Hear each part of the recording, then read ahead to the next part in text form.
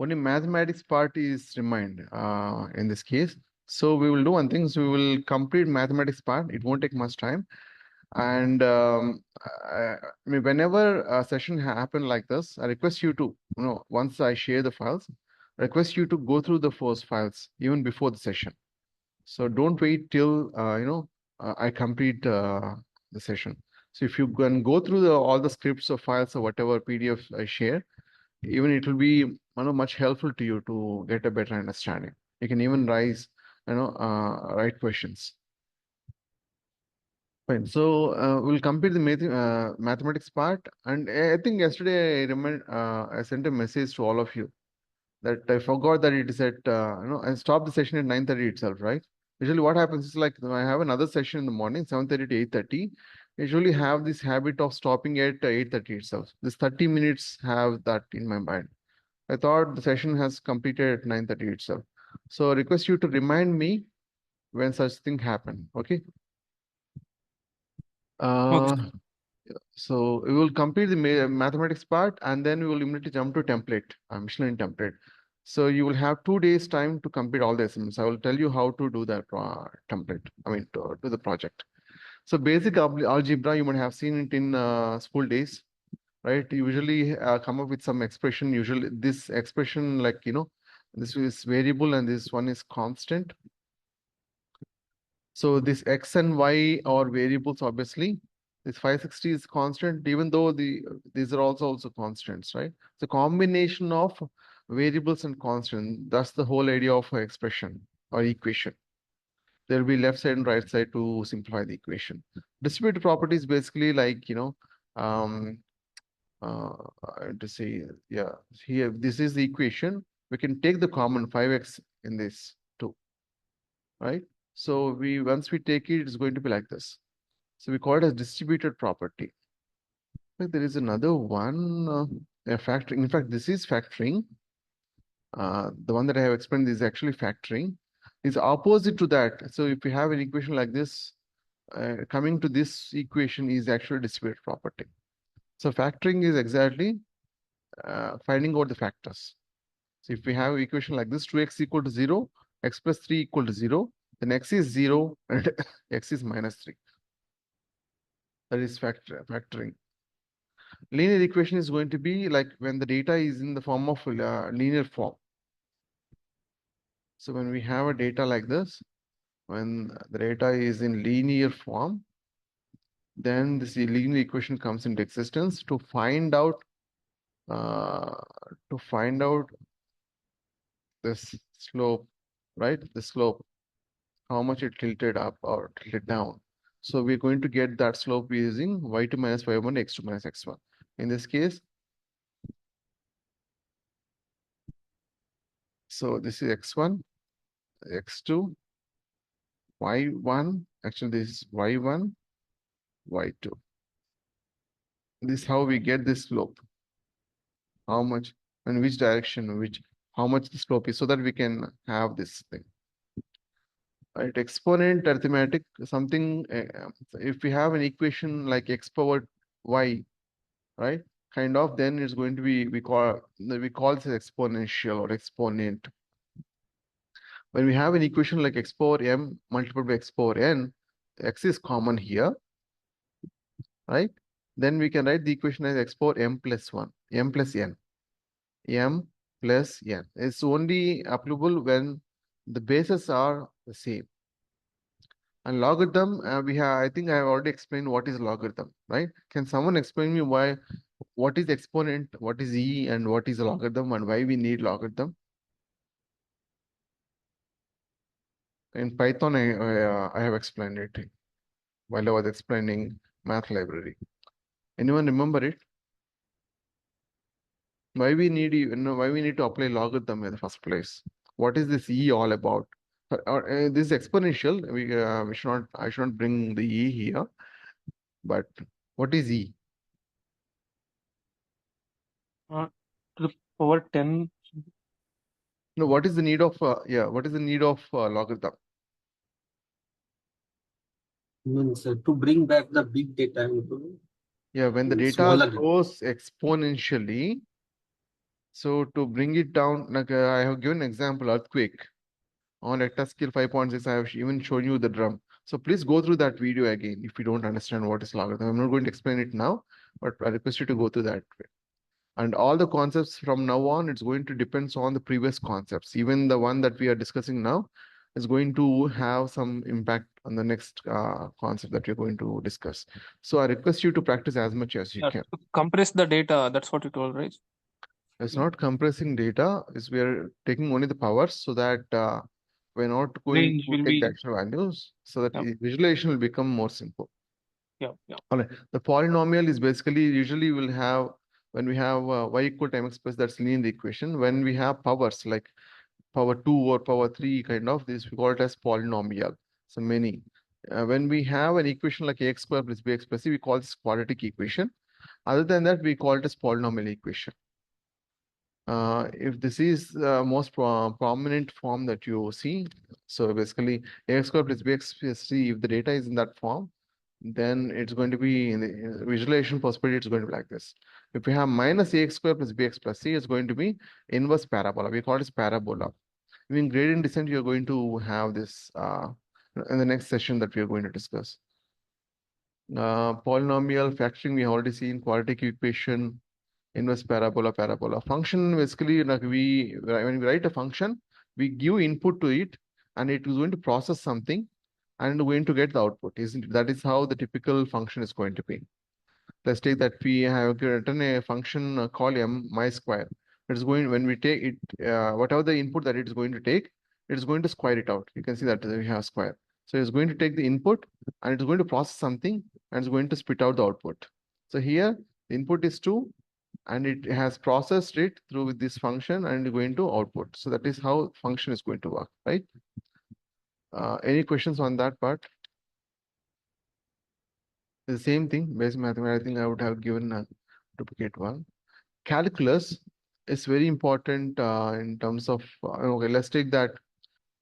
Um, let me take, for example, I have a fixed this rectangle, right?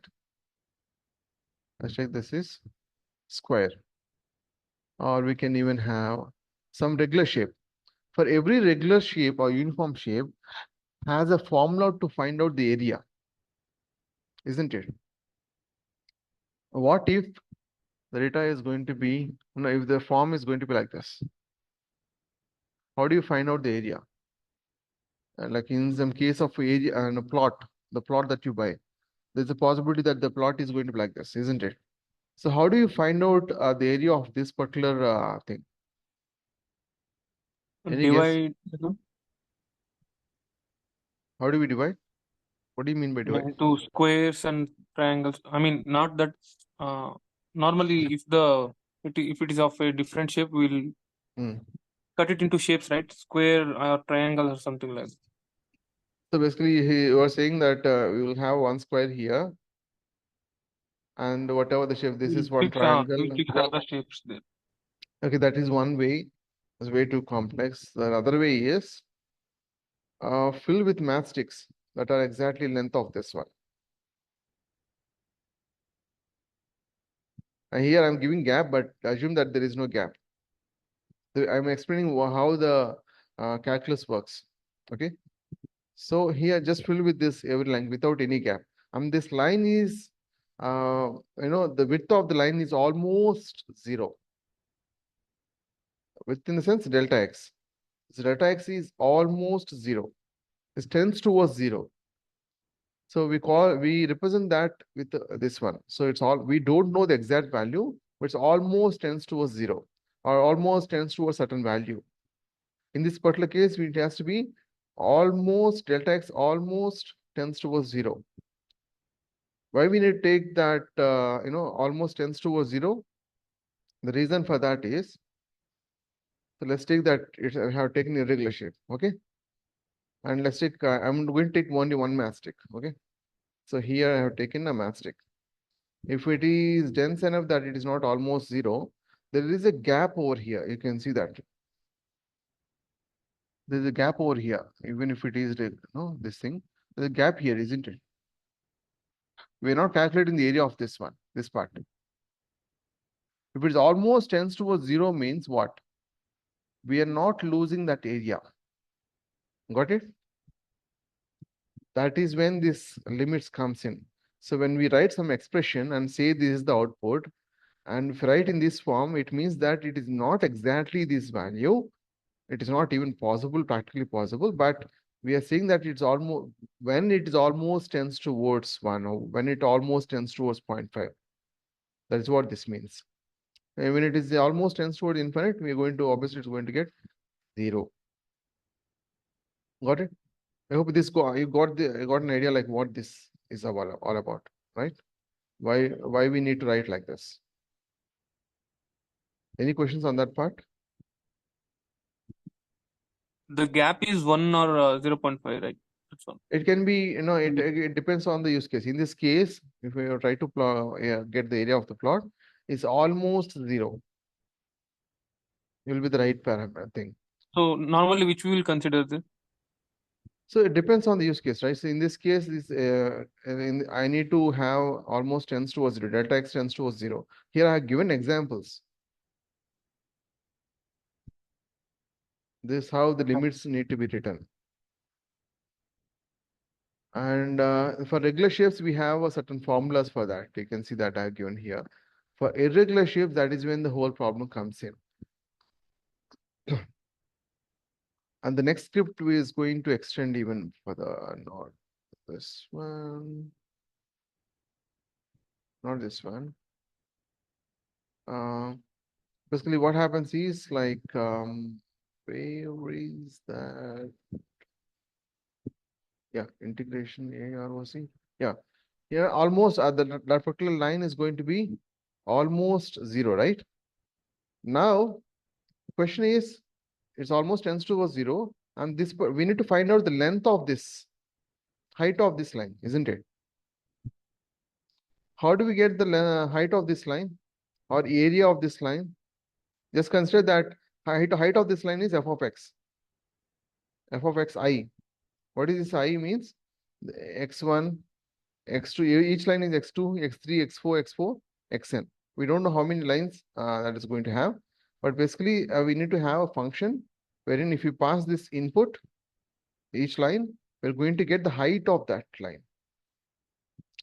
Then what will be the way? So Go ahead. you're placing the sticks vertically or horizontally in that one. It doesn't matter vertically or horizontally as long as the thing. So Because you basically, told the height, right?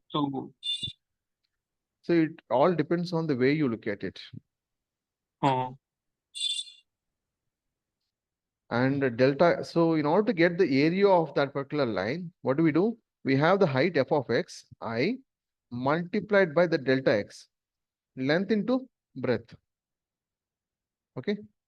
That particular line is going to be given by f of x, I, multiplied by the breadth. It's almost tends towards 0.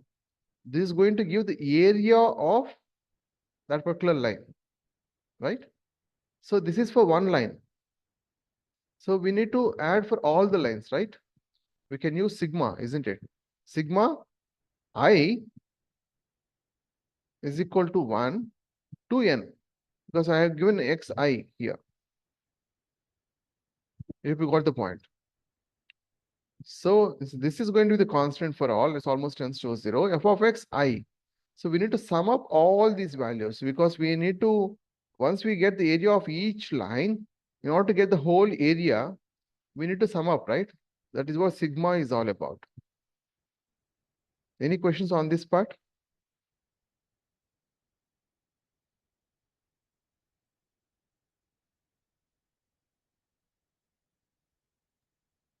And of course, we need to denote that it's almost tends towards 0. So we are combining both. Is this part clear? Yep. Sirisha, What does that last step means? this step? Yeah. Actually, this part is clear, right? So we are summing up all the areas. But we have to denote that delta x almost tends towards 0, right? Yeah. Actually, we have to have right here itself, but I've given later. So almost tends towards 0. Oops. And this whole thing, that limit delta x tends towards 0, sigma 1 to n, can be written like this. So this is actually a shortcut notation for this one, this part. I hope you got the point. This is the calculus. Limit and sigma is denoted by the integration symbol.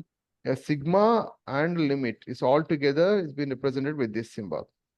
So when I say x1 to xn, it means I equal to 1 to n, here for xi, and it's almost tends towards 0. This dx is almost tends towards 0. That is what it means. We can even write like this, or you can write like this, as long as you understand the concept well. Clear? But how will we know how many that sticks are there? Like, Right. Wait. no, my question is, Once we know, yeah. Go ahead. So thing is How- that, yeah, go ahead.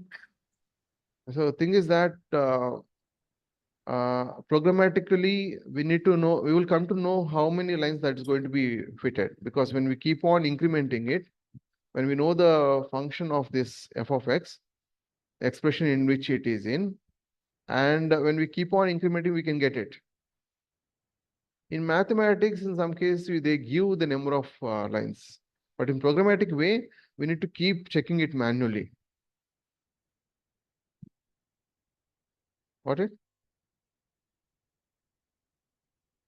Yeah, okay. We need to write an expression and we need to keep on adding it. We don't know how many such lines will be, but you can do it through systems. All right, the next one, this part has been completed. This AEROC. Don't worry about what this AEROC is all about, as long as you understand the calculus. So the next one is gradient descent. Gradient descent is basically to find out the optimal value for the parameters. What does that mean? Suppose, I think I have explained,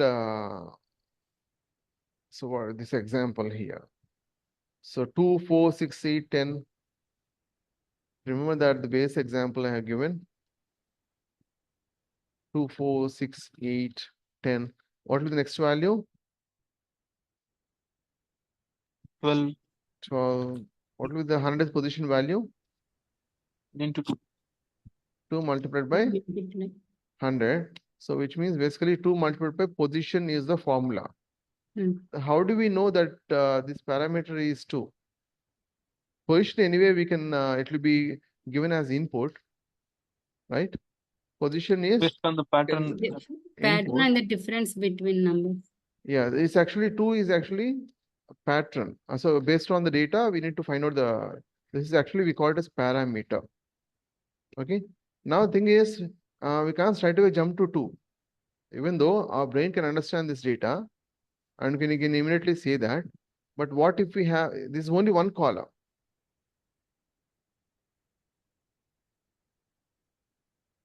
There's only one column,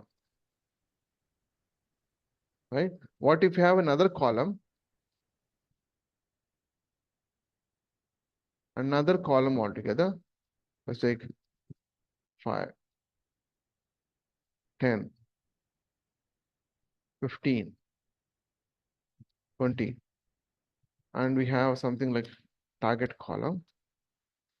We need to find out this one. We need to find out this value, whatever the value it is. Then things are going to be even more complex. We need to find out not just one parameter, we may need more than one parameter to find out this expression, right? So how do we find out those optimal values for the parameters? That's the whole question. That is when the gradient descent help us to find out. For example, we have a formula here, x square plus 10. Okay. So basically what it does is, visually, it's going to be like this.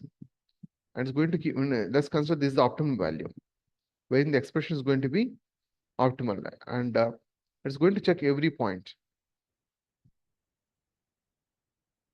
And this jump is, we call it as learning rate. It's going to jump from one point to another point till it reaches this one. Even it may cross this one, but when we check the error, it's going to come back. That is how gradient descent works visually. When it comes to practical sense, it's going to be like this. Usually, the problem is that the problem with the gradient descent is we know how to find slope, right? y2 minus y1 by x2 minus x1. The problem with this here in this case of gradient descent is this when we take point, okay, let's consider this is a point. When we cross check this, when we have x1 y axis, do you think that it is possible to have the change y2 minus y1 or x2 minus x1? I can say, okay, this even that is going to be difficult, right? Because this is 1 point slope. If you have a clear segregation of data like this, we can have y2 y1 and x2 x1. But in this case, it is difficult to say, difficult to use this y2 minus y1 x2 minus x1 slope. Unless we have the slope, it is difficult to proceed further. Slope will help us the direction, right? So when we have 1 point slope, actually it is difficult to find out the slope at 1 point. Now I'm going to explain with an example. Here, let's take that an expression we have x square plus 10, okay? And we need to find out y2 minus y1, x2 minus x1, right? But if you straight away apply it, we're not going to get anything. So just consider that it has been changed. Initial x is x, and initial y is y square plus 10. So this x. Now it has been changed. What is that? What is that? It has been changed. So it has like a y1, that 1 point wherein it has the subtle change x1, x2, y1, y2. Very thin. Just imagine that it's almost 0, but not exactly. Okay. I hope you got the point. Once you understand the limits, it's you'll get a better understanding, right? So the new one is basically changed to delta x. What does that mean? Almost 0. That x has been changed from x to x plus delta x. This x change in x is almost 0. I mean 0, but not exactly. What is delta x? Delta x almost tends towards 0. Okay. Now, in order to find out y2, we need to insert this part in x. Got it? So now the f of x is not f of x. F of x is f of x plus delta x. Once we insert this x plus delta x in x square, what do we get? X plus delta x whole square plus 10. X square plus delta x square plus what is the formula for a plus b whole square? A square plus b square plus 2ab, right? X square plus delta x square plus 2x delta x. Plus, of course, we already have 10. Any questions on this part? We got a previous x1, y1, x2, y2. The equation has been simplified. In y2, in f of x plus, we wrote x plus delta x. Because the new x is x plus Okay. delta x. That's the reason x2 is x plus delta x. Right? We don't know what y2 is, but with the help of x, we can find it out. But this itself is now x plus delta x. Now the question is, we need to find out y2 minus y1 by x2 minus x1 to get the slope on that point. Right? So what is x2 minus x1? This is x2 minus x1. So x plus delta x minus x is what? Because Delta x minus delta x, right? So delta x. And y2 minus y1, what is y2? This is y2 minus y1. So we need to cancel it like the y2 minus y1. This x square, we will lose to minus x square. And this 10 again, we will lose to minus 10 because it's minus, right? Minus 10. So which part will get remained? Only this part will get remained. Right? Any questions on this part? And what is common in this? So once we have this equation like this, what is common in this? Factorization. So what is common in here? delta x. Yeah, delta x is the common part. So once we take delta x x square will become delta x plus 2x, just 2x. So delta x equal to 0, delta x plus 2x equal to 0. That is how we can write the expression to get the factors. And delta x equal to 0, so we need to find out what is x, right? So x equal to, yeah, so x is basically delta x by 2, isn't it? Is that Minus delta x or something. Don't we right? have to Right. take it as minus? Yeah, it's minus delta x by 2. 1 second. Yeah, it's actually this is average slope. So what is something that I miss here? So we got y2 minus y1. All right. Then x2 minus x1 is delta x. Okay. So I made a mistake. I'm trying to simplify it. It's not necessary. So actually y2 minus y1 by x2 minus x1. Y2 minus y1 is what? Delta x plus 2x by delta x. Okay, now we got delta x plus 2x, right? Cancellation of those delta x's. Yeah, We will get this delta x y2 minus y1 by delta x. x2 minus x1. Yep. So what we get here is delta x plus 2x equal to 0. Now, as delta x plus 2x equal to 0, now the slope is what? 2x, because delta x is almost tends towards 0. We can ignore this part. And 2x. 2x is the slope. In fact, it's not necessary to equate it. Actually, this is delta x plus 2x. What we got here is delta x plus 2x. Delta x is almost 0. So what is the slope? 2x. So when we feed x the initial value, the next value is going to be, what the slope of that is going to be 2x. So let's say that we have 4. If x is 4, slope is going to be 8 plus 2x for this particular equation. If it is minus 4, it's going to be, slope is going to be minus 8. Got it? And if the slope is a positive value, so we are moving towards the positive direction. So we have to move further. Whereas if the slope is negative, we have to go back and find out the optimum value. So where we have to make the changes if the slope is negative or positive? Which part? No, it's going to keep on checking the values. I'll explain the next script, then you will get a better understanding, like what this is all about. So practically, where we will use this? Yeah, I will explain that in the next script. We have Okay. something called gradient descent. That is when it's going to be useful. So here we have used differentiation, but there I'm going to use formula. But all machine learning algorithms is going to use this calculus to find out the slope, to find out the right parameters.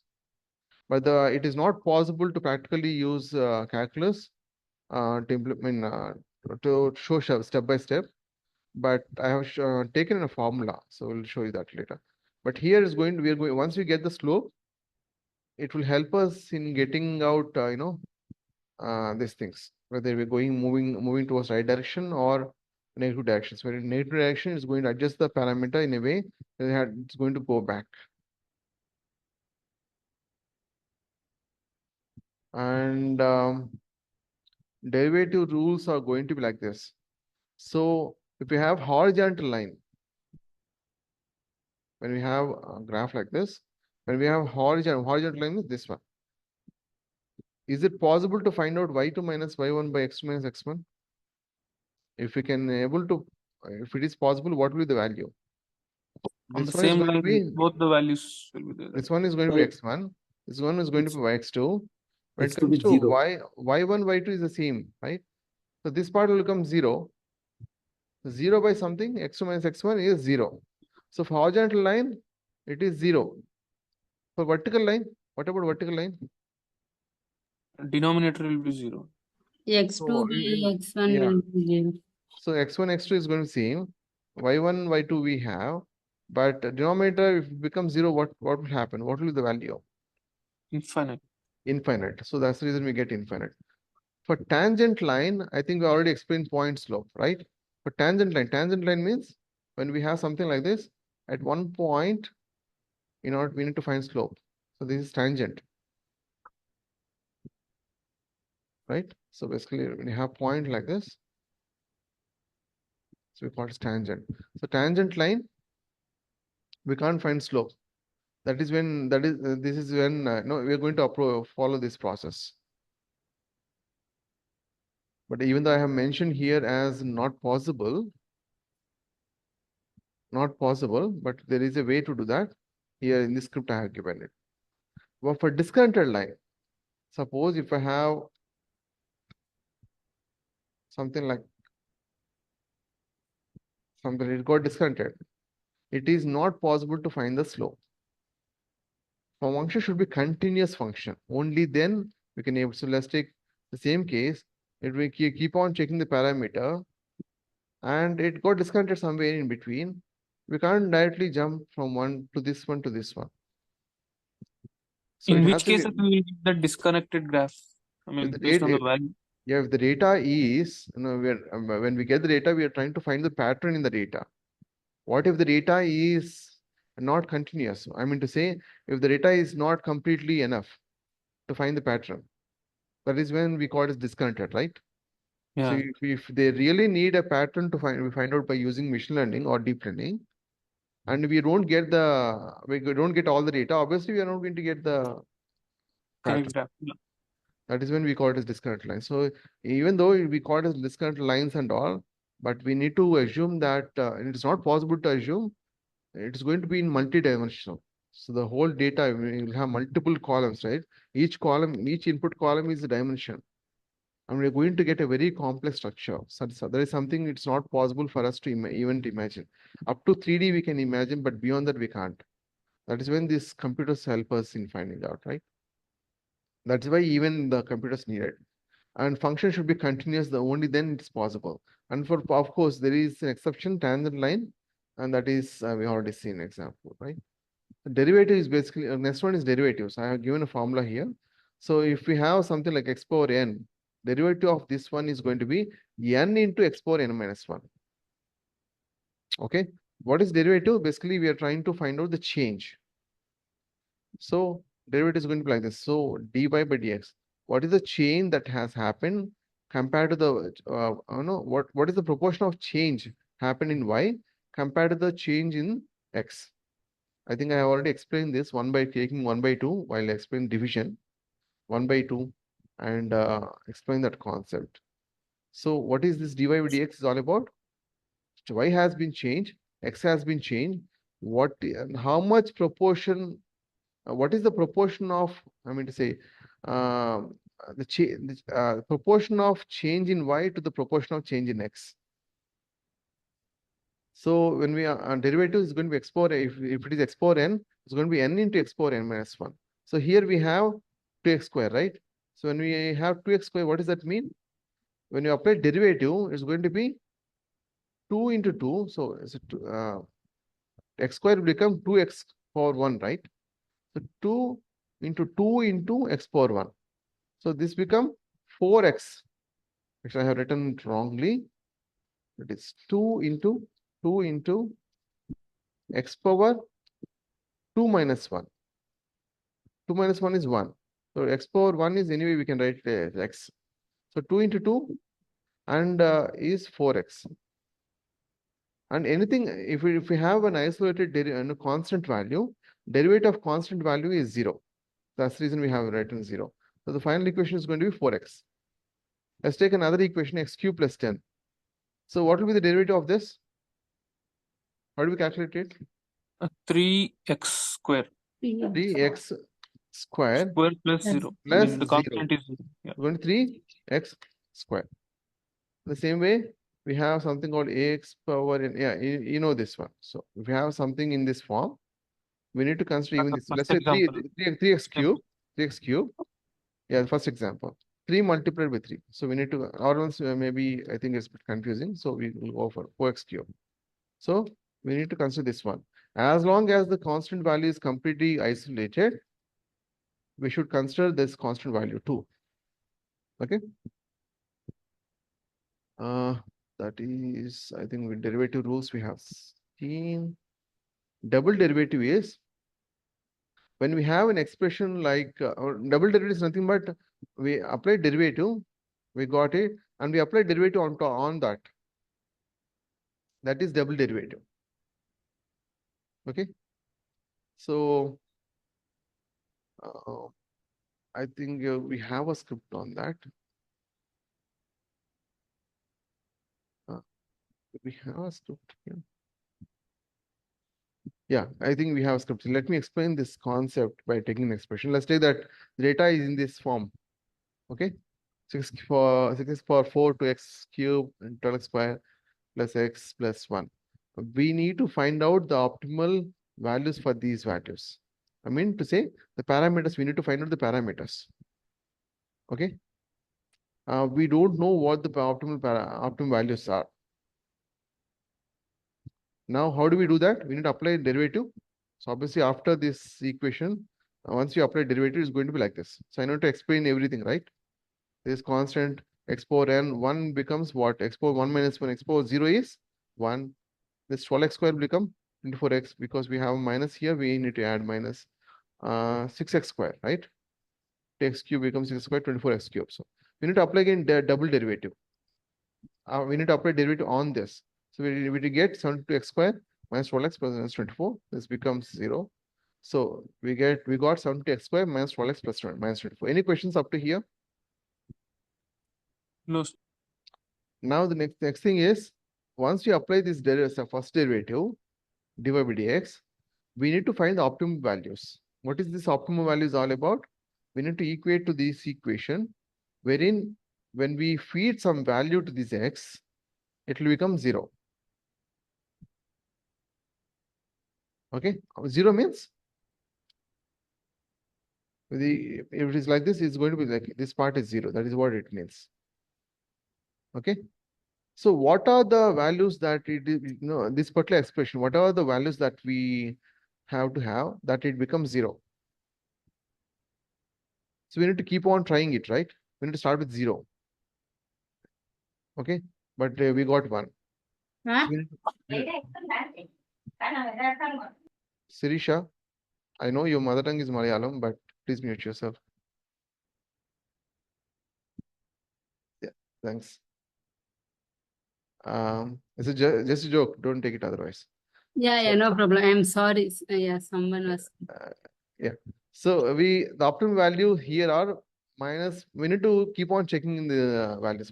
Start with 0 and then keep incrementing 0.01. So the equation is going to be like this point. So we need to keep incrementing it. That's what it means. So for this particular equation, I got 3 values wherein it becomes 0. We don't know which one is optimal one. Got it? Any questions? It not be just one value, right? It can be 2 or 3 or 4 or whatever, wherein this whole equation becomes 0. Isn't it? Any questions up to here? Why we got this one? So which value you inserted to the place of x, so we got those numbers? So all the 3 values we got 0.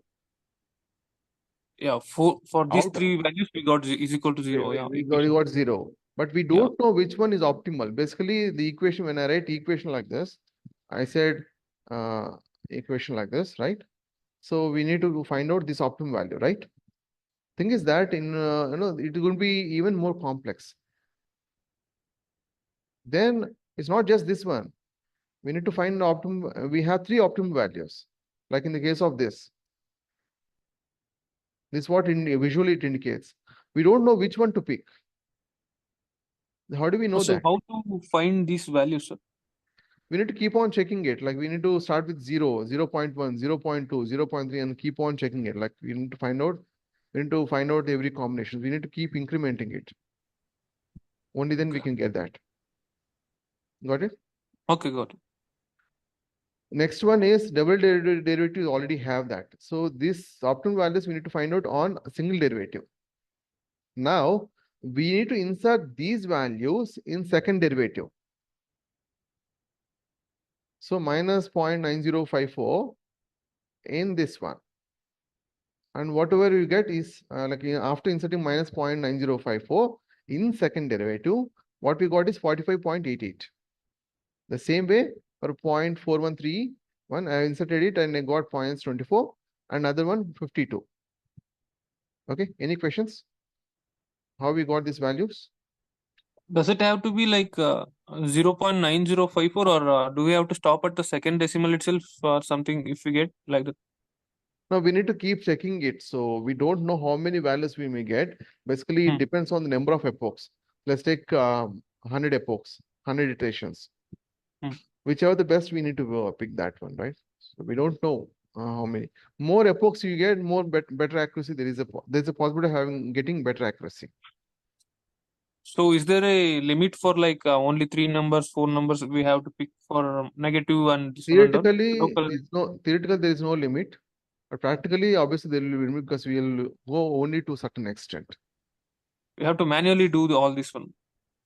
Algorithms will take care of it. Internally, this is how it's going to find out the optimal parameters.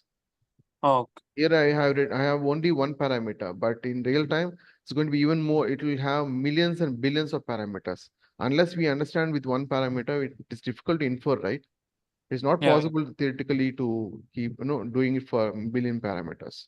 So if you understand that, if you understand this concept, then we can say that okay, internally this how this it's going to find out the parameters. Just get to know how it works. That's it. Yeah. So here I insert these values in second derivative and we got these values, right? Now we need to consider only positive values. Positive values are local minimas. Local minima in the sense, in this case, this is one local minima, another local minima, another local minima. How do you find out which one is local minima and which one is local maxima? If it is negative value, it is local maxima, not local minima.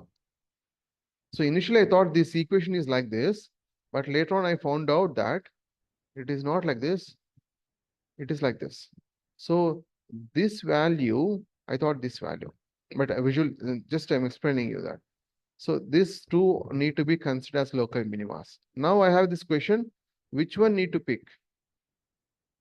Got it? So this is local maxima.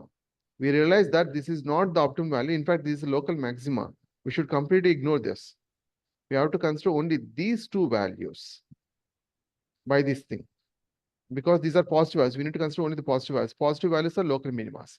Now the next question is, it's not just one value, right? We have two values. Which one is the optimal one? Okay, is this clear? I'm going to explain like which one to pick. Highest value is the global minima. Which one has the highest value? Larger value? Out of these two? 52. 52. So what is the value that we go, what is the optimal value or parameter value that we use to get this value 52? 1.1141. So the final optimal parameter is 1.1141. That is global minima. Of all the minimas, that is the best minima. That is how we are going to find out the optimum parameters. Clear? As I told you before, okay, I hope this is clear. So we need to practice, of course. We're moving to the next one, partial derivatives. As I told you that it's not just one parameter, right? We can have multiple parameters. Then how are we going to deal that? Let's take the equation. The expression is going to be x square plus y square. So the x is one parameter and y is another parameter. Then how do you find out, how do you find out the optimum parameter? The thing is that, so we need to do it in multiple steps. We need to find out this one, considering that this is constant. When you apply derivative on constant, what happens? It becomes zero, right? Constant becomes zero. So we are considering only this one. So we are considering only certain part of it and trying to find out the optimum value. And second loop, it's going to be, this is going to be constant and you are going to find the optimum value for this one. We call this partial derivatives. Partial in the sense, we are taking expression, and if it has more than one parameter, we're considering only in parts. So we're doing things in parts, considering the other part as constant. Got it? That is partial derivatives. Integrator AROC has already explained. So vectors is basically the way we write the coordinates. When we have, let's say this is the point. So how do we write this? This is X and this is Y. How do we write this one? X comma Y. So what is the direction in which it is going? So the vector will help us is going in positive direction, negative direction, whatever, with this expression. So the way we represent is going to be like this, X and Y. The vector is nothing but an array. In NumPy perspective, it's an array. Okay. Unit vector is going to be both X and Y are constants. Same 1, 1, 2, 2, 3, 3 kind of.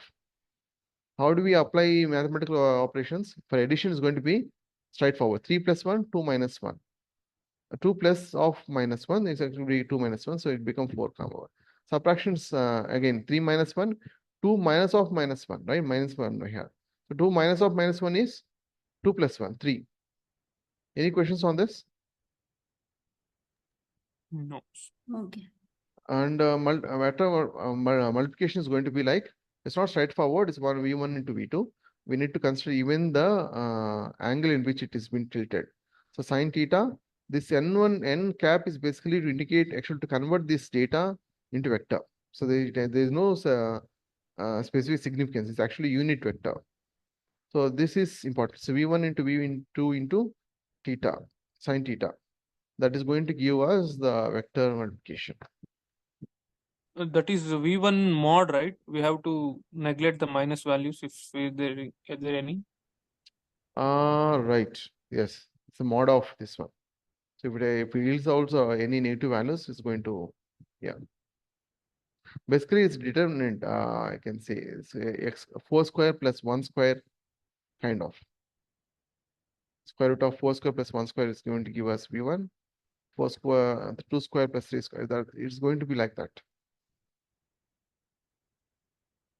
Okay.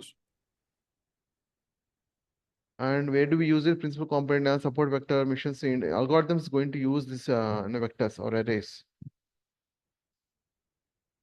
Let's take the expression is something like 2, no, 2 x, y. Then we need to apply this whole thing, right? Vector, the whole vector. It's not just one value, right? Multiple, the whole column. The whole column. That's how it works. It's going to use the vectors internally. All right. Next concept, matrices. You know matrices, right? So matrix is going to be like array, another way of representing the data.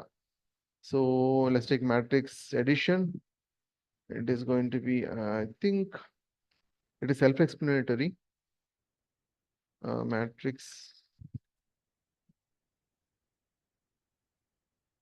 Matrix addition formula. Each corresponding values. It's going to be like this. Yeah. A11 plus B11, A12 plus B12, A21 plus B21, A22 plus B22. Subtraction, of course, is the same thing. A11 minus B11, A12 minus B12, A21 minus B21, A22 minus B22. But it's multiplication, the formula is going to be different. I think we discussed this once, isn't it? In NumPy, NumPy dot and matrix multiplication, I already discussed this. So I'm not going to explain it again. The same concept. Identity matrix basically like when we multiply a matrix multiplication with identity matrix, it's going to yield out the same thing. Okay, so the identity is going to be diagonally, it's going to be 1, the remainder is going to be 0. Determinant is basically gives us the distance, right? So it's A, B, C, D. When we have a matrix like this, it's going to be AD minus BC. Inverse of matrix, the formula is going to be 1 by AD minus BC, D minus B minus CA. So we need to calculate 1 by AD, A and D, B and C. So we need to subtract and 1 by AD minus B. We need to change these values. So you know what is inverse matrix, right? Let me give inverse matrix. It's going to inverse after applying the inverse, we're going to get in this form. So basically, what is inverse? 1 by a, isn't it? See, a power Yeah. minus 1 means 1 by a. So that is the formula to find out the inverse of the matrix. Right.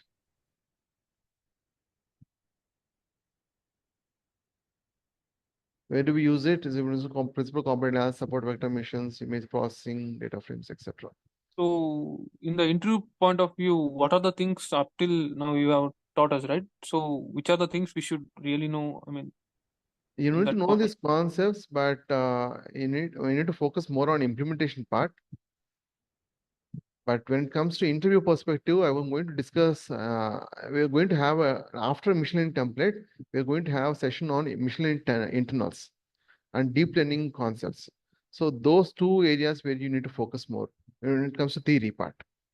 The remaining thing, implementation, anyway, you're going to have a lot of projects. Okay. And these are going to be like, going to be used internally. So wherever it's not like, a particular matrix addition is going to be used in some algorithm. Not like that, but these are going to base. So I've taken, not everything going to be used.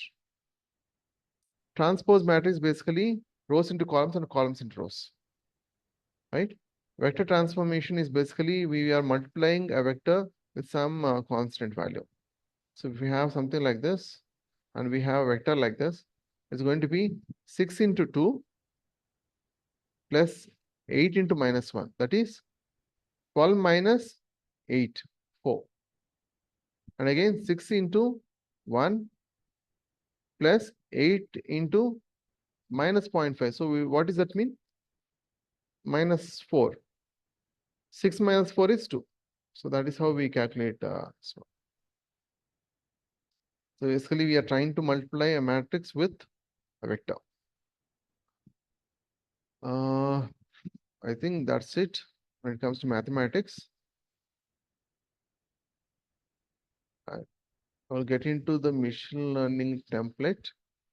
I'm going to provide regression template and a regression template, not this one, regression template, and there is another one, classification template. I'm going to explain both. The regression template, I will provide it in the form of zip. So it's going to, the structure is going to be like this. The actual Jupyter notebook is going to be here.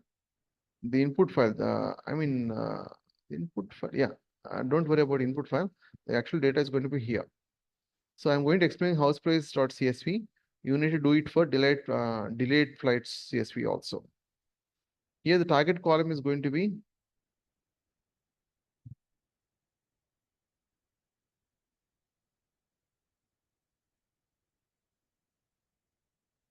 still opening.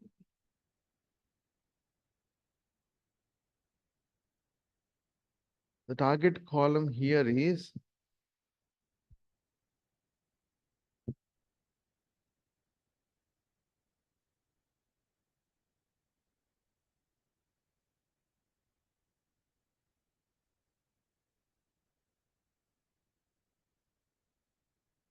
this one, late aircraft delay. Okay, 1 second. Delayed flights, right? Delayed flights. Data. So the target column is nothing but a dependent variable. Is that it? We need to find out. Yeah, yes. Dependent variable. Separated flight delays. So here I need to read the document, right? What is the target column? Output is going to be, yeah, I think they are given here, right?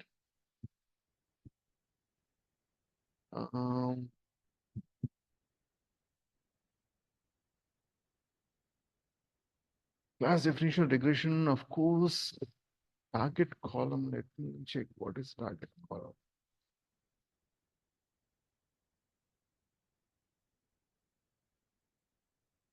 Yeah, here we have weather delay. The input columns, if I'm not wrong, arrival delay. What is the target column here? Elapsed time, no.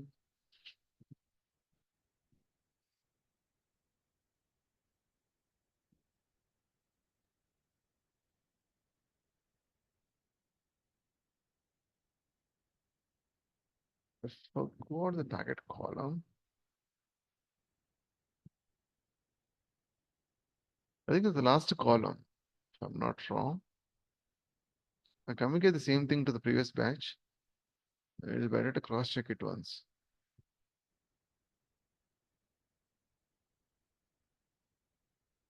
I'm going to take another 15 minutes. We'll finish this off.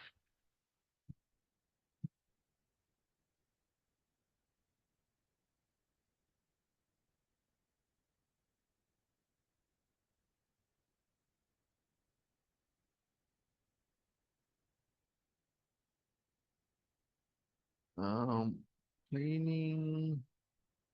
Don't have proper scripts for this. Output, input. I think what I'm missing is login. If I look at the data, input data,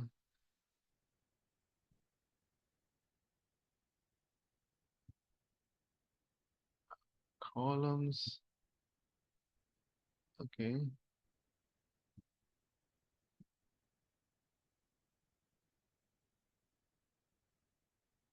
Where do we have my columns?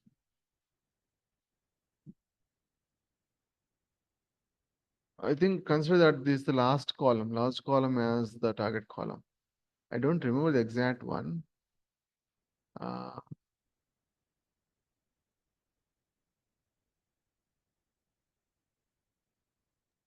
How to find out that is the target column in all of the columns? Client will communicate to us. Actually, I got this data from here.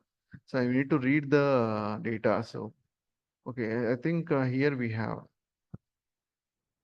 airpost.csv.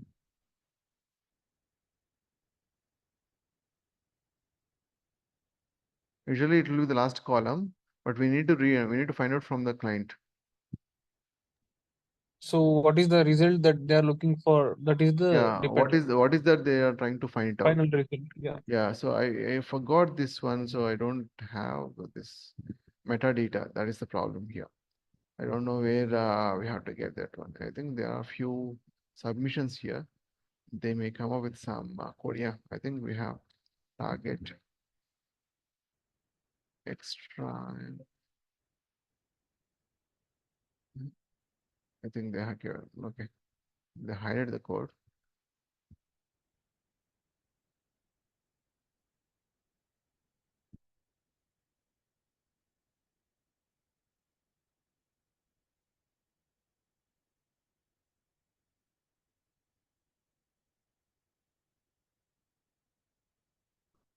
Where is that? Maybe this is not this is not even the data set. Okay, anyway, go for the last column. Late aircraft delay. Okay, that will be the one if I'm not wrong. Or else I'll communicate to you later. So there is another data set. I mean another template for classification. Again, you can see a lot of data sets, right? There are three categories in classification template. Binary classification, when the target column has two classes.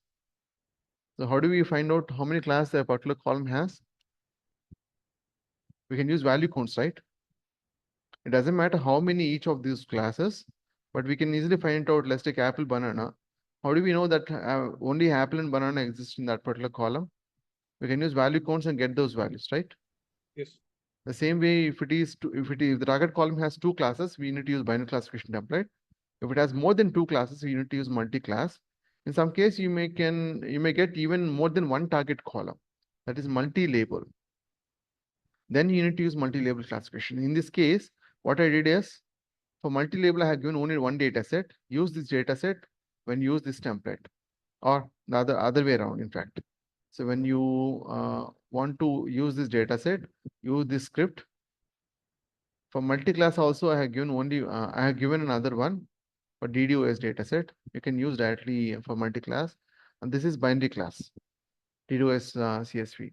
And the remaining datasets you need to find out on your own. And So that one multi-class and other what you told, can you show that with the practical? So what is that one? yeah, I will show you the script. So I'm telling you what all the assignment that you have to. Let me. The script has been prepared in a way that you have to change only in the first block, nothing else. For example, let's take, here you can see only this section you have to make, only the data sets and data set. If it is binary, this is binary class, of course. The remaining data sets you need to find out on your own. The last column typically going to be the this thing. So at least species, right? So is the target column. Paribas is going to be, I think it's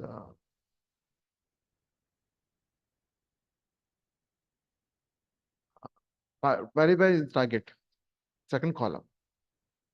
Okay. The remaining are going to be input columns. This one and ID is the input column. Target, clearly it is target column. And Santander, I'll explain the script, don't worry. But only the first block you need to make changes. In this case, you can see target column is this one, last one. This is the target column. Okay. The names are clear. So in case sensitive, so you need to be careful. Titanic, of course, the last column again. Embark. Embark. Survived, right? Yeah, survived. Survived or not. So the second column is the target column. The remaining columns are going to be input columns. Okay. And now if you take template, you need to have provide the dataset name. Make sure that you have the dataset in data folder. In your case, you don't require to copy anything. Just need to keep changing this thing based on the number of classes. You need to use the appropriate script and remove outlays. Whether you want to remove outlays or not. We have seen how to what is the outlier, right? You need to mention true or false. You need to try both. How do we know which one to try? How do we know which one to finalize? Based on the accuracy. If you look at the accuracy,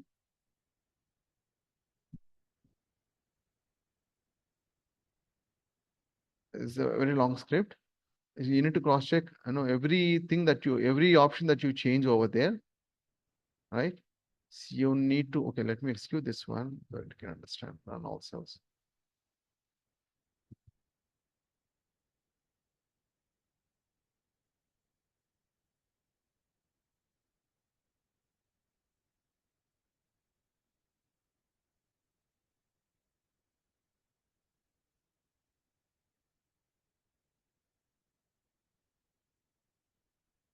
So make it true, execute run all, or make it false, execute run all. If it is true, and as per formula, it is 1.5, right? We can even change it to 1.2, 1.3, 1.4, 1.5, 1.6, 1.7, up to 3 we can go, but it's your choice. Or else you can stick to 1.5, no issues. So Words than the 1.5, right? yeah, you need to keep on trying it, and then you need to cross check the accuracy. I will show you how to get the accuracy. I'm running it now. Once it get completed, this is where you will get the accuracy. So it's not just one algorithm. In real world, we are going to apply multiple algorithms: logistic regression, RFC, GABC, DTC. You can see a lot of algorithms, right? So, and we are going to compare one model over to another. So whichever gives the best model, and whichever algorithm gives the best model, we're going to pick that one. And how it's going to be, you can see that this line is going to pick automatically. This whole thing is automated. Only the first block you need to make changes. And those options need to keep on changing it, like true, false. If it is true, if it's false, obviously it doesn't make any sense. If it is true, you can change these values and find out which one gives the better accuracy. And RF feature embedded is basically part of feature selection.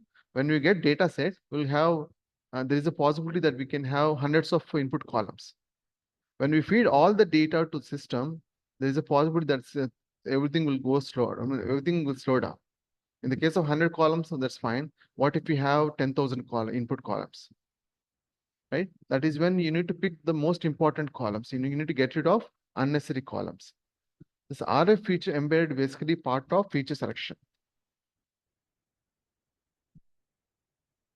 Feature selection, there are 3 sorts of methods. Filter methods, okay, and then embedded methods,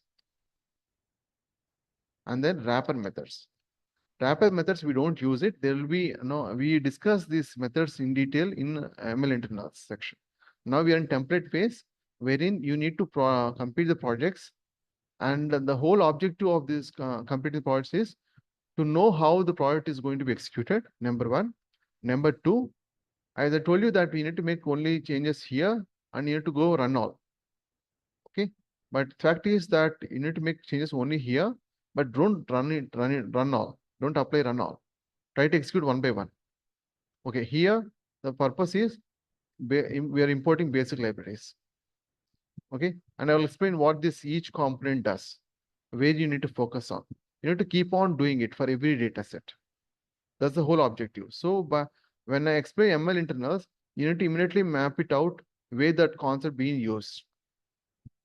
You may not know in detail about this code, but once you complete pandas, you will understand most of the code. In some case, you may not understand what is the logic behind the code. That will be explained in ML internals. I hope you got the point.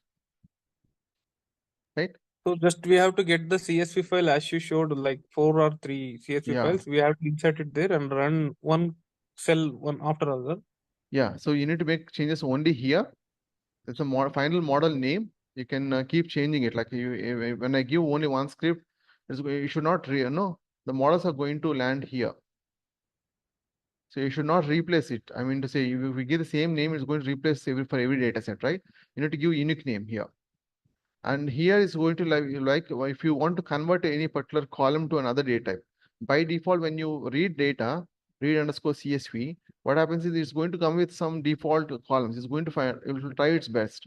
But in some case, numerical categorical column, like discrete type, it can be considered as numerical column in terms of float 64, which is not required, which is not the intended one. So we need to convert it. So for in that case, you need to mention the column name and the data types, the data types dictionary, and the number. Number in the sense, let's say that you want to convert to float 64, you need to mention 3. Suppose if you have another column, there's a column 2, then you need to mention data types. Let's say that I want to convert this into string. Okay, 4 or 5. So you need to mention, let's take 5. String, both the case works. And again, you can see that. For other data types, I have given it. So you can keep on adding it, like if you have any. But in this data set, I have only one. If you don't have anything and need to be converted, then you can completely delete this one and make it as an empty one. Don't delete these curly brackets. But this particular data set, I require, I have checked the data and I come to know that this particular column has to be converted to float 64. By default, it have been object. Okay, and here, if you feel that there are unnecessary columns communicated by the client, you can drop it, you can mention it right here itself. If you don't have anything, keep it as an empty list. But don't remove the square brackets. And the target column you need to mention. Target column again, that you will come to know by looking at the data. So I already told you, right, which column need to be considered as target column. You need to change the name, and it's case sensitive, so you need to be careful with that. And for binary classification, there's something called true. You not to, I mean, you can make it true or false and cross check the accuracy. Let me check the accuracy part. It's still going on. So it's going to, yeah, one algorithm has been fitted. Gradient boosting or random forest is taking time. Anyway, by the end of this thing, you can understand. Right? So any other questions? I think this part has been completed. So true or false, I will explain what this imbalance or balanced data set in ML internals. So try to execute cell by cell, execute this and then cell by cell. Try to understand as much as you can for each block. What is the purpose of it? And if you don't understand a particular block, that will be covered in ML internals. Okay. Try to understand as much as you can see here. You can see the I've imported basic libraries. Okay, here I am trying to change the behavior of the default behavior of the Jupyter notebook, because when you let's take df. If I don't have head, I'm just executing df. What happens is not going to show all the rows. It's going to say dot dot dot kind of. So first 5 rows, last 5 rows, dot dot dot in between. So in order to suppress that, I have mentioned this one. So it's going to show all the rows and it's going to show all the columns. Even in case of columns, if you have more than few columns, let's say 10 or 20, then it's not going to show all the columns. So to suppress that and show all the columns, I have given it like that. Otherwise, you can see that there are a lot of columns here, right? So if I don't suppress that, it's not going to show all the columns. It's going to show dot, dot, dot, and last few columns. Only first few columns, dot, dot, dot, last few columns. So that's the reason I have given that option. And he's going to read the data. We have seen how to read the data using pandas, right? Here is going to stream out any trial space in the column. Why we need to do that? Because when we have, there is a possibility of having duplicate column names, right? So we have stripped out trial spaces. We discuss in pandas. We need to convert data types from one column to another column. Whatever the list that we have provided here, that is going to be taken as input and it's going to convert to appropriate data type here. And here it's going to show all the data types, column names and data types, corresponding data types. And here it's going to show the number of rows and columns it has. First 5 rows and the last 5 rows. And here it's going to get you can come to know how many, whether it's binary classification, multi-class or multi-label, will come to know here. It is going to be, this option is going to be given only in the case of classification. Here clearly tells us that it's a binary classification. If it is multi-class, you're going to get more than 2 classes. If it is multi-label, then what happens is the DDoS case. Let me open that. We have only one multi-label, so don't worry that any other. You can see that in this particular thing, I have label and a label type. There are 2 target columns. In that case, what we can do is, look at this multi-label. We need to provide in the form of a list. So I already given it, so you not to make changes, but if you get any of the data set that has more than one target column, you need to provide in this form. That is the only change between this one and this one. Even imbalanced data set, I have removed it. I have a reason for it. I will explain that later. So this first 5 rows, last 5 rows, okay, that is how you need to keep on executing. Okay, this is what this gives us. It's going to tell us how many class the target column has. Target name, how we got to know the target name. So in the first block, I given the target name, right? It's going to pick based on that. Okay. And it's going to check the data types of column and What data if the type. target was 2? It will display for both of that one separately. No, in that case, I have not even mentioned it. Basically, it's going to have only zeros and ones. Oh. Yeah, it's not going to have any class as such. It's going to have only zeros and ones. Categorical features is going to filter out only categorical columns, and describe is going to give us statistical information related to categorical columns, cat features. Same way, numerical features, and you're going to get the numerical statistical information related to numerical features. And there's a list of categorical features. It's just names, nothing else. And any negative values, algorithms are not going to accept. So we need to suppress it to 0. So this is going to replace all the negative values in the data set to 0. And it's going to remove unnecessary features. I mean to say columns drop. So in the if client asks you to drop any columns, I ask you to provide in the here, right? That so here it's going to drop all the columns that are not necessary. In most of the case, we don't drop the columns, but in some case, exceptional case, we need to drop it. And it is going to drop the duplicate rows. If it has any duplicate rows, it's going to remove duplicate rows. How do we know that it has removed duplicate rows or not? If this shows the same thing, it means that it doesn't contain any duplicate rows. If this got reduced to a certain number, it means that it has duplicate rows. Okay. And the next one is if it has any infinite values, positive infinite or negative infinite, I replace with NaN. Why I replace with NaN? I have another logic for NaN. You can see that here. I have written logic for that to handle null values. This is the logic that I have written for null values. So I have the same logic for infinite and null values. So that's the reason I replace this infinite values with NaN. Got it? Why I replaced with NaN? All the infinite values will be replaced with NaN. Next one is outliers. It is good. This script is going to give us. I will explain what the script is all about. But the script is going to give us column name and the number of outliers that particular column. The whole thing is column name, number of outliers that particular column has, and the values, the outliers, the actual outliers. And this is going to be loop. It's going to give us for every column. can see that it's going to be a bit messy because we have too many outliers. If it has less, you can see that idle mean has 5209 outliers. It's going to give the complete. It's going to give us outliers for all the columns. You know, to do it manually.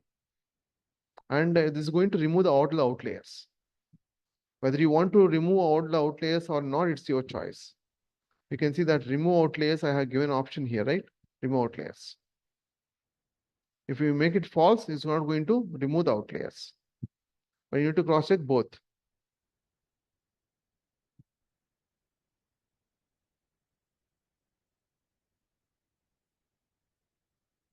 I hope you're getting some picture, isn't it? So you may not understand all the concepts, but by the end of machine learning internals, you'll understand the whole script.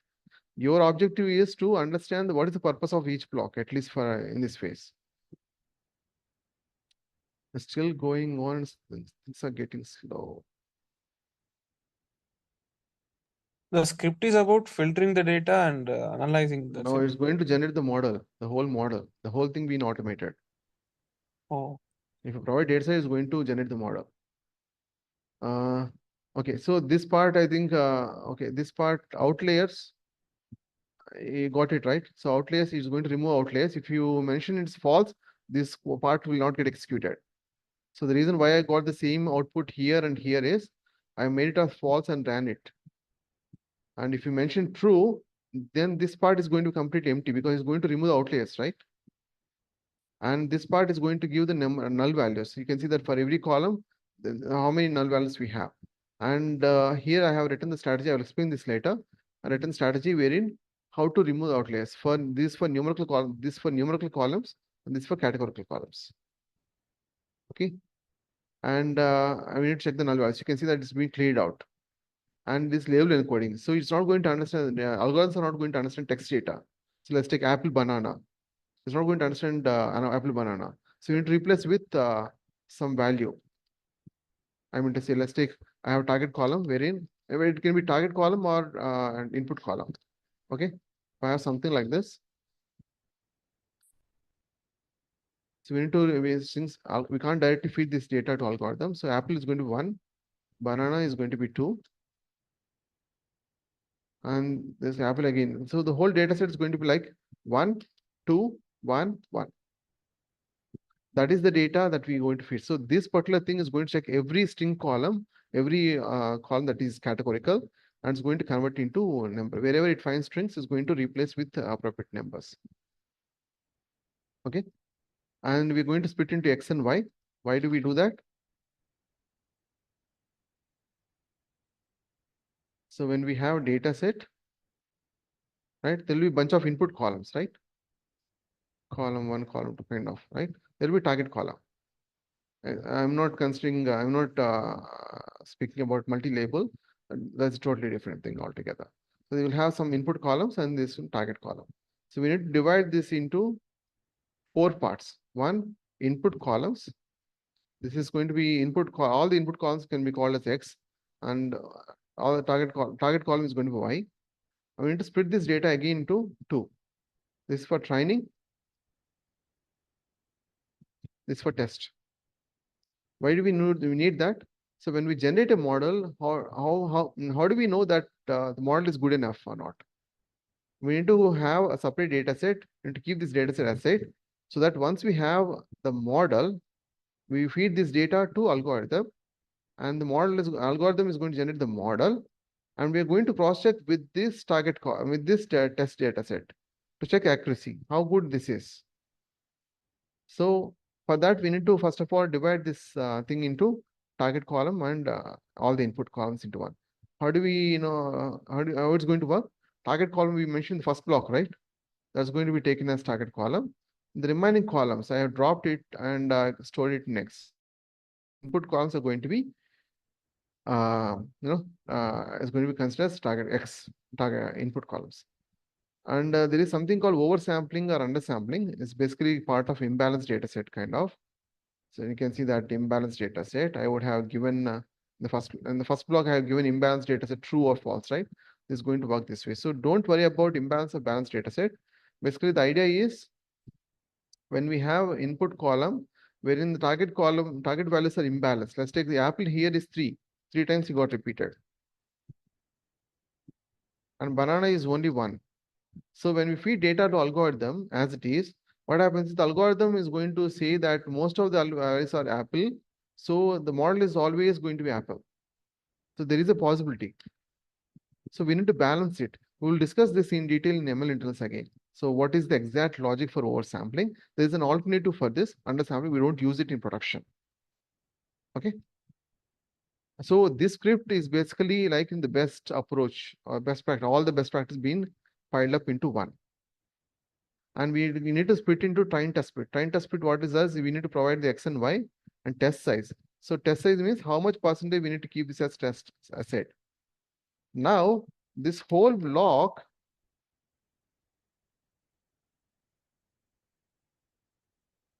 this is going to be like this, right? So now we divide this into X and this is Y. And again, we divide this into test. Test. We mention 0.3 as test here.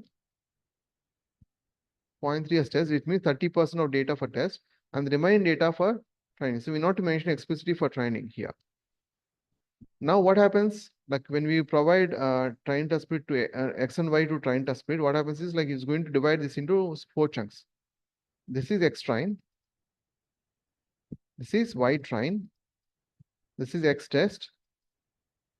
This is Y test. Okay, got it?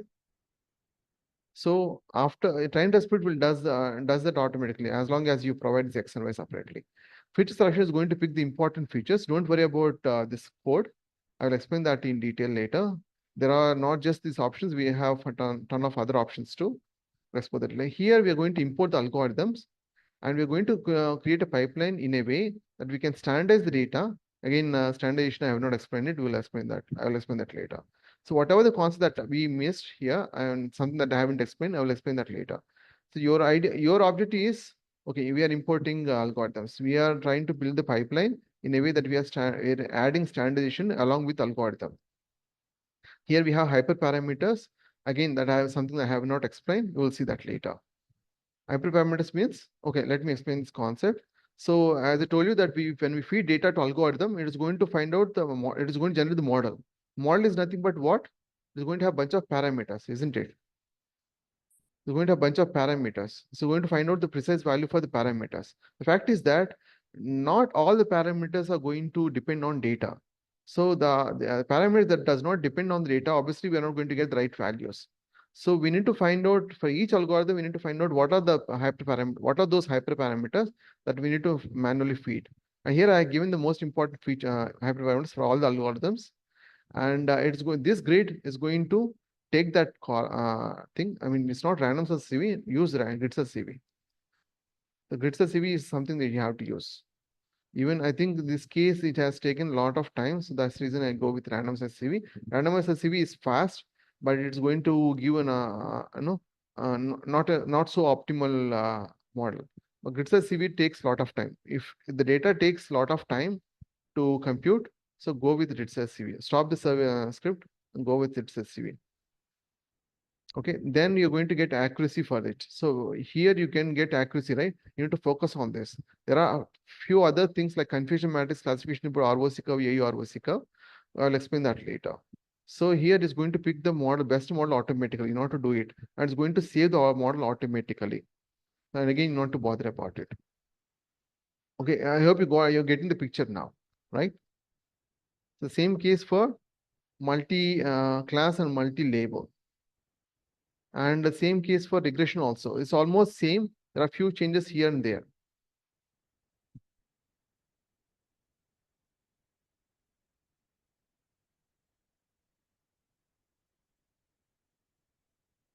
Only the first block you need to make changes.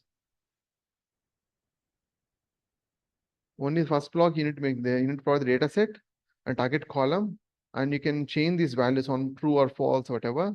If you have any columns to drop, you can mention it over there. And if it's true or false, you can try it and find out which one gives the better accuracy. And the accuracy, obviously, at the end, you can see that something for regression is going to show R2 score, Whereas for classification, it is going to show accuracy score. This part you need to focus on. So whichever model is going to give the best score is going to be the best one. So, and again, I have written the logic to pick the best model automatically, not to bother about it. But otherwise, you need to manually cross check and you need to save the model up. But here it's going to is completely automated. It is for regression is going to be same thing. Sir, what is that, sir? Lasso? Lasso is an algorithm, and it's not just real time. We don't know which algorithm will fit well to the data that we get. So what we do is we take bunch of algorithms. We try to build the grid. We have seen that, right? Else you can use it here.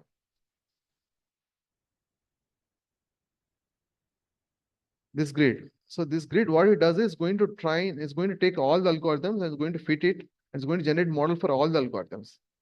Based on the output score, you can see that we don't know Lasso will work or not, or Edge will work or not, Init will work or not. But the accuracy score, when we compare it, 0.62, 0.62, 0.62, 0.944, so 94% accuracy, right?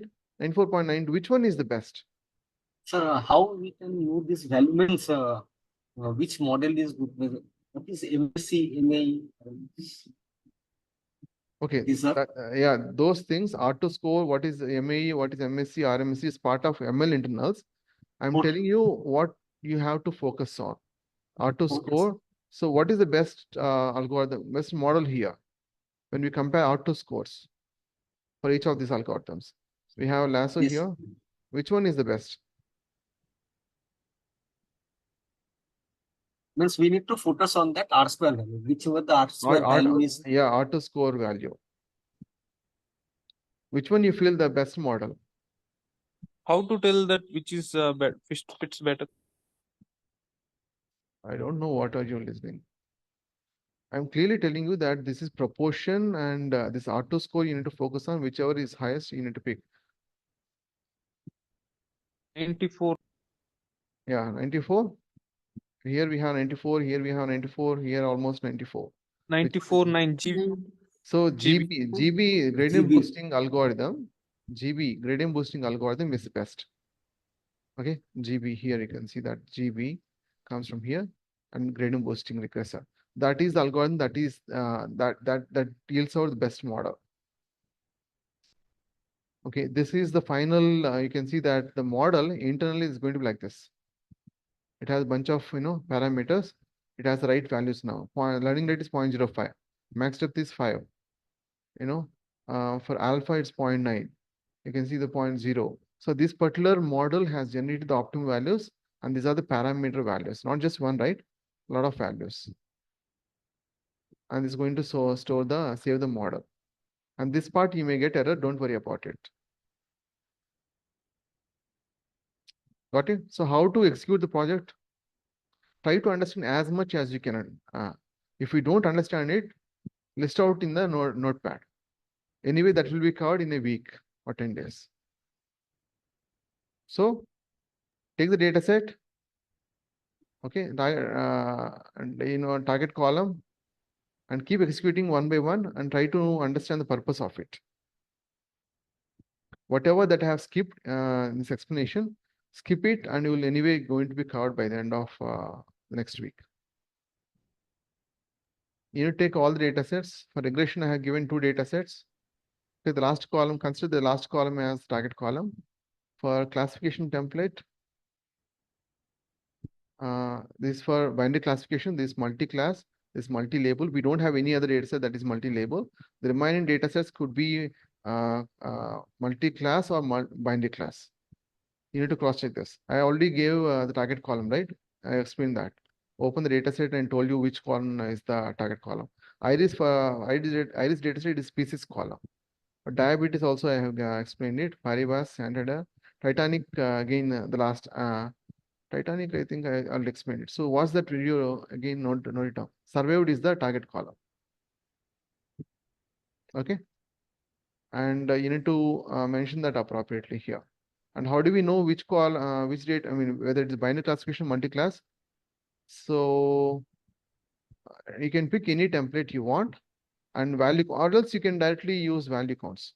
Okay, once you load the data set, here, you have the target column, right? Based on the target column, I think I have given somewhere here value count. Where did I mention value counts?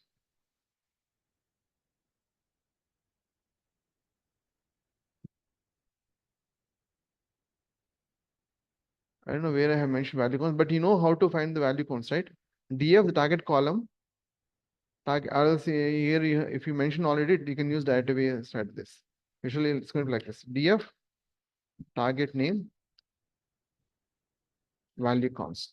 That will give us, I mean to say, after loading the data set, not here. After loading the data set, you can mention it. Sorry. Here you can check it. Okay. So once you check it, you will get the number of classes that particular data set has. And based on that, you need to pick the right thing. This is regression basically. You need to pick the right one, binary multi-class. Multi-level, as I told you, that there is only one Paribas, I think it's binary classifications. Completed by the end of Sunday. And in some case, it may take a lot of time. It may take even a whole day. What you can do is you can limit the size of the data set. Suppose let's take the house price is taking a lot of time. Then stop the data set. And here, let's apply it only on 1000 rows. Or 500 rows, whatever. And especially it happens in the case of classification. So careful with that. It takes a lot of time. Limit the data set. Even though accuracy is going to be limited, that's fine. As long as you understand the process flow. Any questions?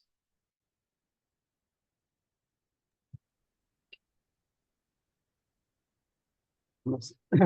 So just we need to run the things and try to understand whatever You need to make changes only in the first block and try to execute one by one, try to understand the purpose of it.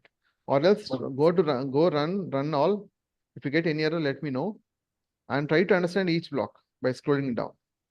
Okay. Scripts are, I think error free, shouldn't get any error.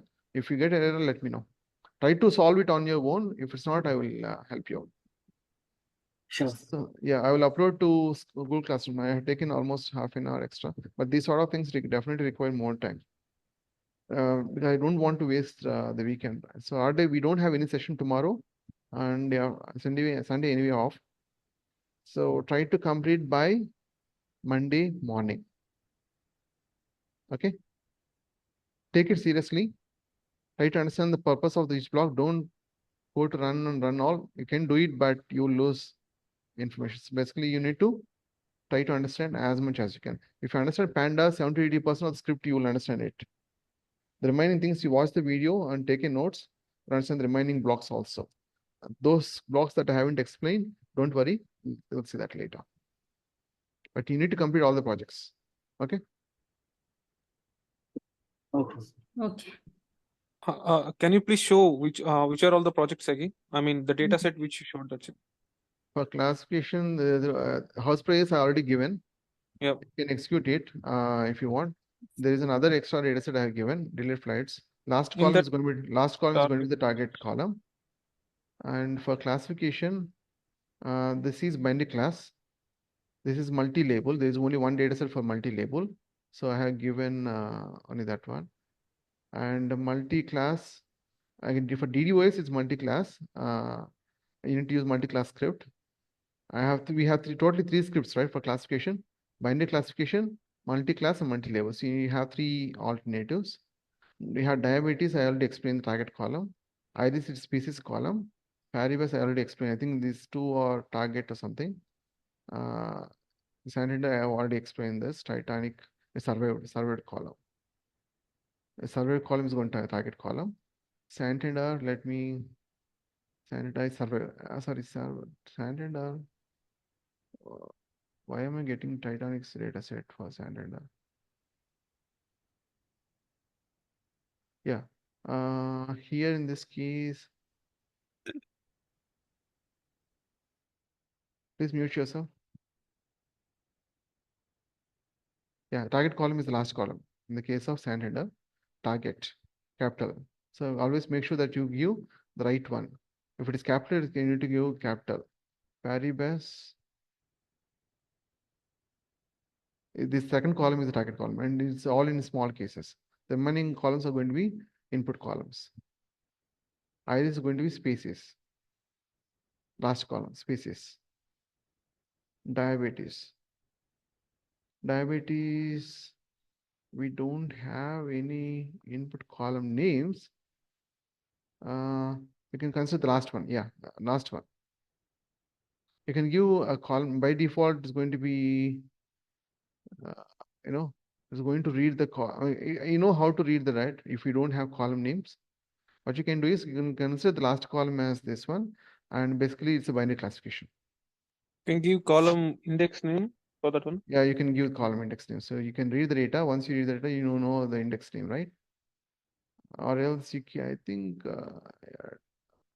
yeah, or else you can download diabetes dataset from online with columns.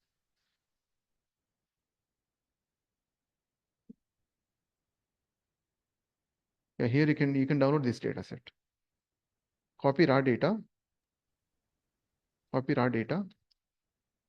and paste it here. Diabetes. I will give it. Don't worry. Outcome is going to be the target column, right? Then you don't have to bother about how to read and all. Outcome is going to be the target column, and is clearly shows that it's a binary classification. What else we have? Um,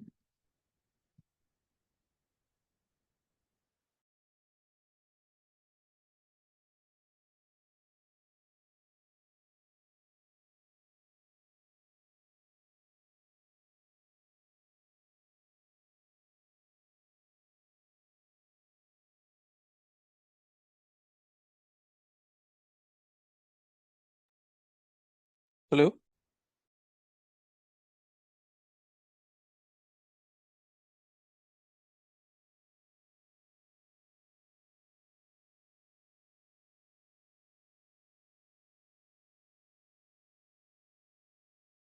Hello guys, am I audible? Yes, Naren. Yeah. Yes, ma'am. Sir got disconnected or what? Yeah, I think he disconnected. Yes. Yeah.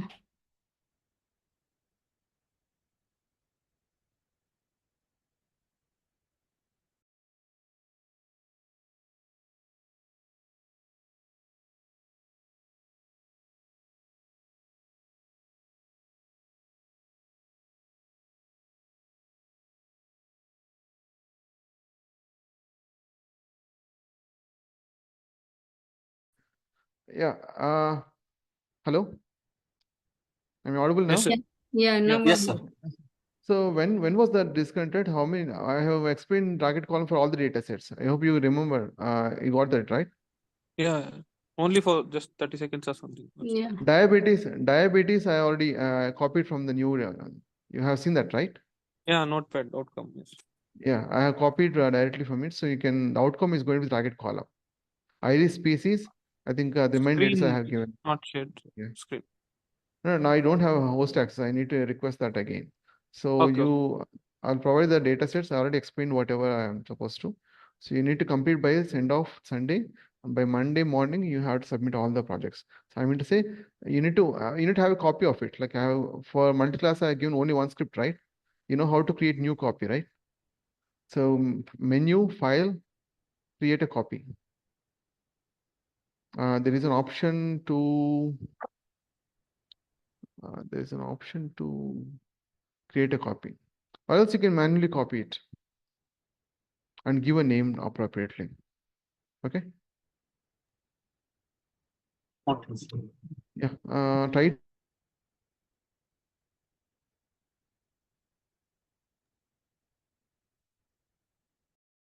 Again, we can't. Maybe sir again disconnected.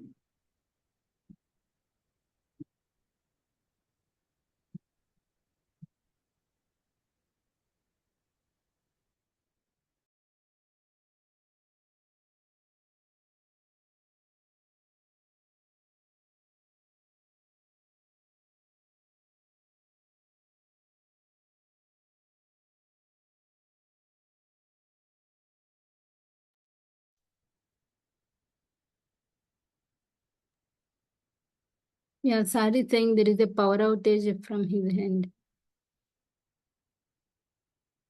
So shall we drop from the class? I think so. Hmm. Yes, sir. I think sir has written in that chat also. That is from my That end. is it from my end. Yeah. He said Yeah, he'll upload scripts to Google Classroom. yeah. Okay. Then we can drop. Yes. Right. Meeting, so the recording will be done. Someone has to stop it, right? Or otherwise it may be lost. Oh, I think when we drop everyone, I it think it will will automatically stop automatically, I guess. recording. Okay.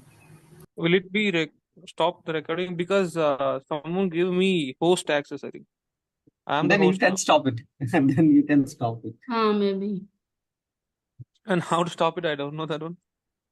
Oh. Stop recording. Yeah, is there. Yeah, saw that one. Okay, I'll stop. Okay. Thank you.